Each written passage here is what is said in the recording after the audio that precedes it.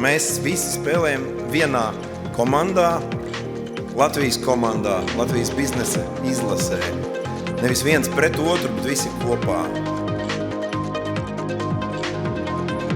Pateicoties jūsu darbam, Latvija kļūst labāka, jaudīgāka. Cilvēciskā izaugsme, kas nav iespējama bez rūpēm par kopējo sabiedrisko labumu. Tas ir, mēs gribam būvēt, veidot atstātais sevis. Un tagad ko atstātais sevis? Krietnu dēlu vai meitu? Jums varbūt krietnu uzņēmumu, kur mūžs būs ilgāks, garāks par vienu cilvēku mūžu veikumu un turpinās attīstīties. Mēs lepojamies ar saviem uzņēmējiem, pateicoties jums, Latvija dzīvo labāk.